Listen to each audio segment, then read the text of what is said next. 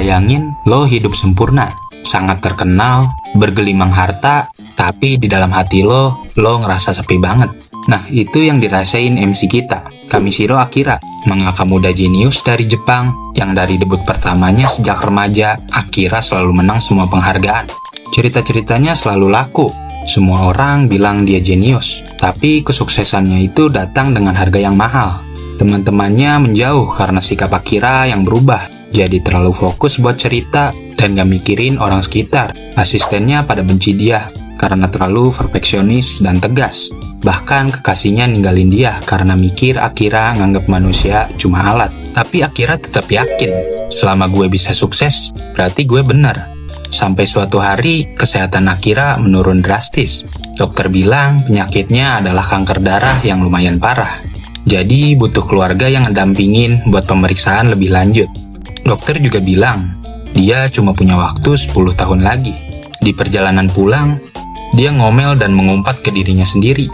Gue ini masih 29 tahun. Lalu saat dia lagi depresi tentang penyakitnya, ibunya nelpon, minta duit buat bayar hutang. Karena ibunya sering berjudi di kasino. Akira kesal karena setiap dihubungi ibunya cuma saat ibunya butuh duit. Lalu dia cerita soal penyakitnya sambil nangis. Tapi ibunya jawab, "Baiklah, ayo kita pergi bersama ke rumah sakit. Jadi bisa gak kamu transfer dulu uangnya?" Akira yang kesal lalu ngeluapin semua kekesalannya dengan teriak dan menutup telepon ibunya. Dia mikir, kapan ibunya jadi berubah kayak gini? Padahal dulu perhatian dan sayang banget ke dia. Akhirnya dia sadar penyebab orang sekitarnya dan ibunya berubah karena dirinya sendiri yang terlalu sibuk mencari kekayaan dan popularitas. Dan dia pun sadar yang dia pengen bukan uang dan kesuksesan, tapi punya rumah, orang yang peduli, dan tempat buat pulang dengan damai. Tapi semua penyesalannya udah terlambat. Saat bawa mobil, dia yang lagi banyak pikiran dan gak fokus, ngehindarin orang yang lagi nyebrang. Lalu, pandangannya pun hitam. Akira terbangun dengan dunia hampa, yang ada hanya bar notifikasi bertulisan masa hidupnya telah berakhir. Lalu, dia dikasih pilihan 5 ibu yang menentukan kehidupan dia di dunia selanjutnya. Dari kehidupan bangsawan, milioner, sampai kehidupan abadi. Dia sempat mikirin itu, tapi sesaat langsung hilang pikirannya. Lalu dia pilih ibu di dunia baru, Tifa Roland, wanita yang menjalani toko sihir kecil dengan suaminya. Seorang putri tunggal sederhana di desa. Akira melihat senyuman Tifa di layar pilihan seakan mengatakan selamat datang kepadanya. Karena itu dia memilih yang terlihat biasa-biasa saja dan gak pengen kekayaan dan popularitas. Dimulailah kesempatan kedua Akira. Sebagai Akira Rainford, dia masih mempertahankan ingatan lamanya. Di dunia barunya, dia mendapatkan skill cheat yang gak masuk akal, kanvas dan drawing. Apapun yang dia gambar dengan kuas dan imajinasinya, objek itu bisa jadi kenyataan. Mau dari benda mati seperti eliksir penambah mana atau makhluk hidup dan monster panggilan. Walau begitu, dia sadar kekuatan ini gak normal dan pengen nyembunyiin kekuatannya karena bisa ngancurin hidup damai dia kali ini. Dia anak dari pasangan biasa yang menjalankan toko sihir kecil di desa. Carl Rainford, ayahnya, dan Tifa Roland, ibunya. Hari-harinya sederhana, tapi itu bikin dia sangat bahagia. Bantu orang tuanya di toko sihir, dapat kasih sayang dari ayah dan ibunya. Tapi ada satu penghuni tambahan di rumahnya yang Akira rasa selalu jahat ke dia. Arya selalu melatih Akira pedang dan sihir dengan tegas. Larang dia makan malam sembarangan, kasih PR sihir yang mustahil, latihan tiap hari panjang dan melelahkan. Dan Akira mikir kalau Arya suka ke ayahnya. Karena itu dia lampiasin cinta tak terbalasnya dengan membuli Akira. Tapi Akira pelan-pelan sadar, Arya sebenarnya peduli banget sama dia. Suatu malam pas naga nyerang, Arya terluka buat lindungin Akira. Dan di sini Arya sadar kekuatan Akira. Tapi salah paham karena ngira skill Akira itu summoner, seorang penyihir yang membuat kontrak dengan makhluk panggilan. Tapi itu pun sudah sangat luar biasa, karena di dunia ini summoner sangat langka dan dicari. Akira pun akhirnya sadar, Arya itu beda banget sama orang-orang di masa lalunya yang hanya menuntut Akira. Hari-harinya makin dekat dengan Arya, dijalani dengan latihan sihir dan ilmu pedang bareng dia, mandi bareng, diurus Arya, lalu latihan sihir pakai skill drawing. Dia belajar summon golem, naga, bahkan item sihir. Arya negasin kalau kekuatan itu jangan digunain di depan orang lain, karena summoner sangat langka dan dicari di seluruh kerajaan. Di sini pun Arya bilang kalau dia nggak tertarik sama sekali ke ayahnya Akira. Dia malah tertarik ke Akira, yang punya potensi besar di masa depan. Arya bilang Akira harus menikahinya kalau mau rahasia kekuatannya disembunyiin dari orang tuanya. Akira yang bingung, seorang elf yang mungkin berumur ratusan bahkan ribuan tahun ngajak dia nikah, akhirnya ngejanjiin bakal nikahin Arya kalau Akira udah dewasa.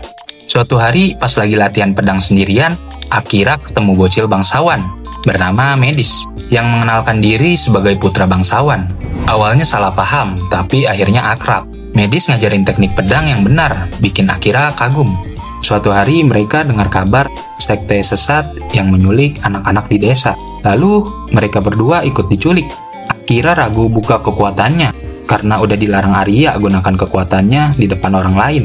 Tapi Medis yang menggebu-gebu pengen menyelamatin semua anak-anak dan langsung pengen maju ke musuh. Akira mikir bisa apa seorang kesatria pedang saat pedangnya diambil.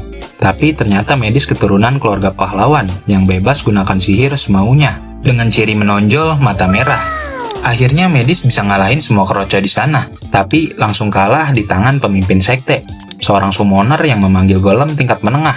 Lihat Medis terluka dan terancam, akhirnya Akira summon golem tingkat tinggi. Golem musuh pun hancur cuma dengan satu pukulan.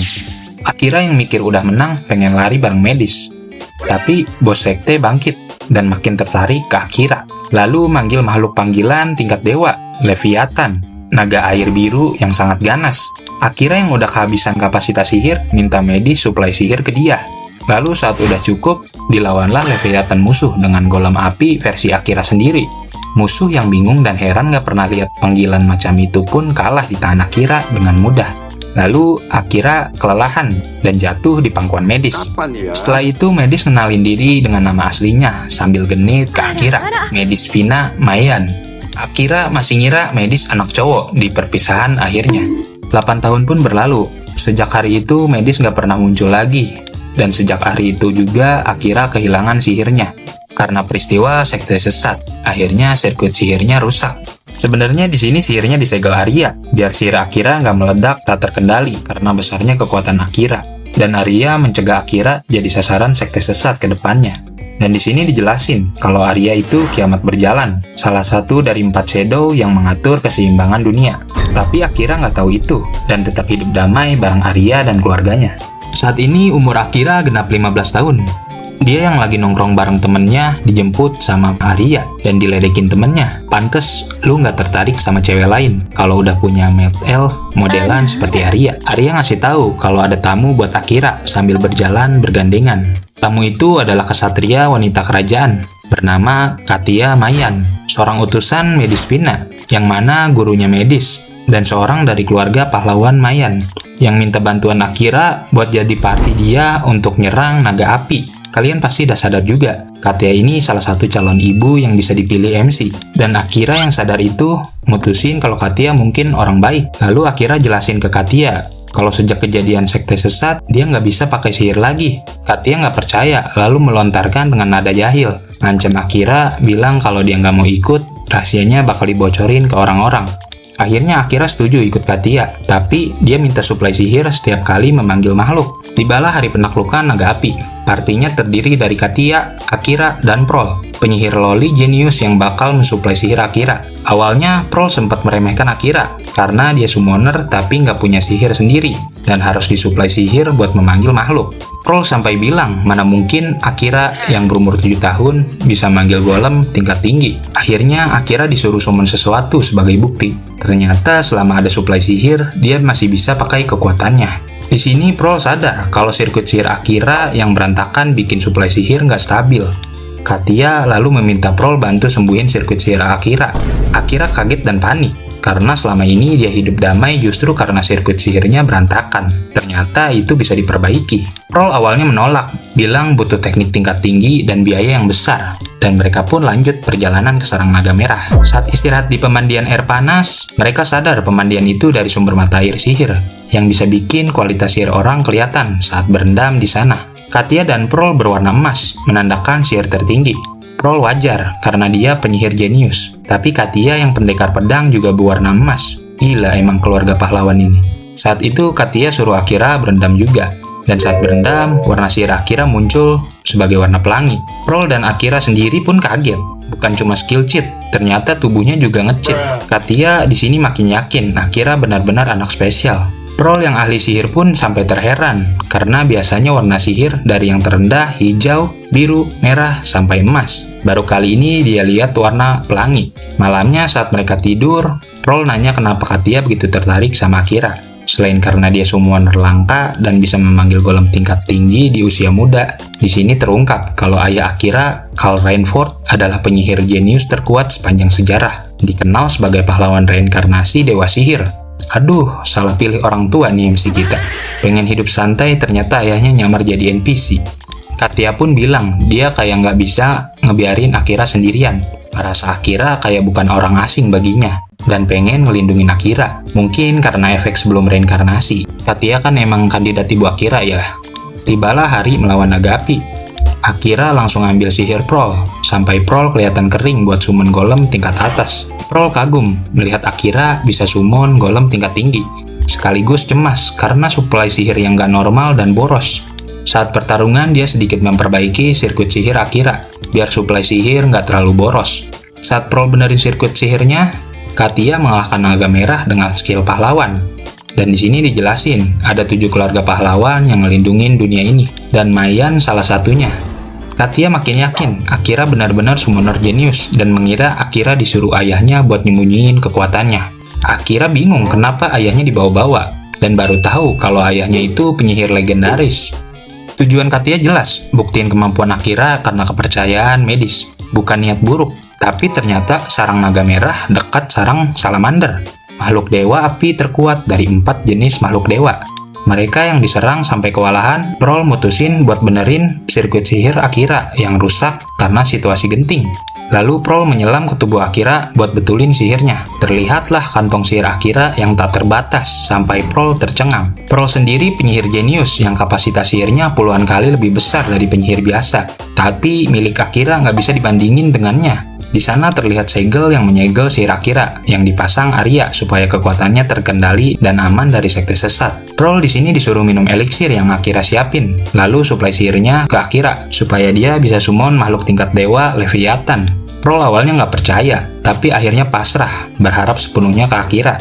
Dilakukanlah skill cheat Akira, keluar Leviathan yang melawan Salamander. Katia yang lagi nahan Salamander pun kaget melihat Akira bisa manggil makhluk tingkat dewa. Tapi nggak ada waktu buat berhenti, karena Prol kesulitan nahan suplai sihirnya. Prol lanjut betulin sirkuit sihir Akira yang tersegel, dibantu dengan Katia. Segel pun terbuka sedikit, dan di sini ketahuan saat segel terbuka, Arya sadar hal itu. Akhirnya Akira bisa pakai kantong sihirnya sekitar 30%. Bukan angka yang kecil, malah sangat besar karena sihir Akira yang sangat melimpah. Akira, Prol, dan Katia pun bekerja sama melawan Salamander.